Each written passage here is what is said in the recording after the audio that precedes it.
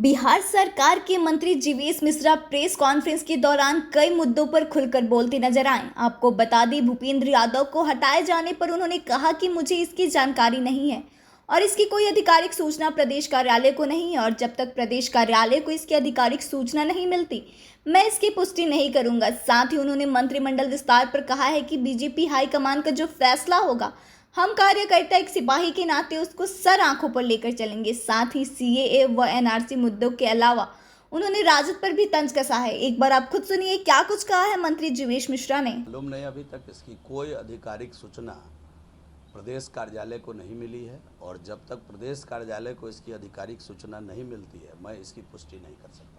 कहा जा रहा है अगले प्रभारी के रूप में धर्मेंद्र प्रधान होंगे बिहार के। ये भारतीय जनता पार्टी है, जो भी होंगे उनका बिहार स्वागत करेगा। शीर्ष नेतृत्व जो है हमारा भारतीय जनता पार्टी का, उनका जो भी निर्णय है पार्टी सराखों पे लेके चलती है और उसी निर्णय के आधार पर आगे काम करती है। मंत्रिमंडल के विस्तार को लेकर के कहा जा रहा है कि फेरबदल होगा, क्या?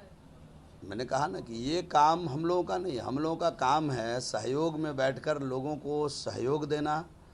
जो दायित्व मिला है मंत्री के रूप में उस कार्य का निर्वहन अच्छे से करना।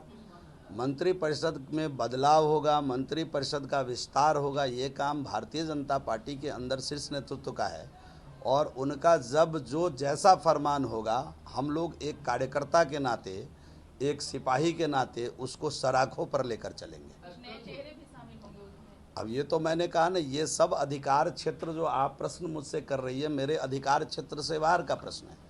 मेरे अधिकार क्षेत्र के प्रश्न को अगर आप लाएंगी तो मैं सहजता से उसका जवाब दे पाऊंगा। ये सभी के सभी प्रश्न हमारे शीर्ष नेतृत्व का प्रश्न है, उसका जवाब मैं नहीं दे सकता। इसलिए ये शब्द जो आप लाए हैं बीजेपी के लिए बना ही नहीं है। बीजेपी में ऑलवेज ऑल इज वेल है, इसी फार्मूले पर बीजेपी चल रही है। झारखंड में कल जो है छापे पड़े आईएएस ऑफिसर हैं पूजा सिंघल, उनके यहाँ करोड़ों की संपत्ति मिली। जीतन राम मांझी आप लोगों के सहयोगी हैं, उनका कहना है, उनकी पार्टी के का कहना है कि यहाँ भी वैसे आईएएस ऑफिसर वो उनको मालूम है, वो भी बिहार के सम्मानित मुख्यमंत्री रह चुके हैं। उनके कार्यकाल में भी, उनके पूर्व के कार्यकाल में भी और वर्तमान में भी बिहार के अंदर सुशासन की सरकार चल रही है, और सुशासन की सरकार में आप सभी मित्रों को पता है कि देश के अंदर बड़े पैमाने पर इस प्रकार के भ्रष्ट अधिकारियों के खिलाफ कार्रवाई करना, छापेमारी करना बिहार में पहले से हो रहा है, और ज़रूरत पड़ी है तो उनकी सब संपत्ति जब्त करना। ये माननीय मुख्यमंत्री जी के नेतृत्व में, माननीय उप मुख्यमंत्री जी के नेतृत्व में पहले से एनडीए की सरकार बिहार के अंदर कर रही है।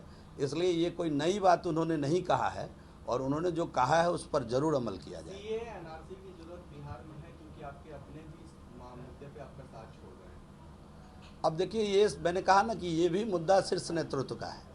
इसमें शीर्ष नेतृत्व का जैसा फरमान होगा, केंद्र की सरकार का ये मुद्दा है, ये मुद्दा बिहार का नहीं है, किसी राज्य सरकार का नहीं है। केंद्र की सरकार इस पर जो भी निर्णय लेगी वह भारत की सरकार है, भारत की जनता के द्वारा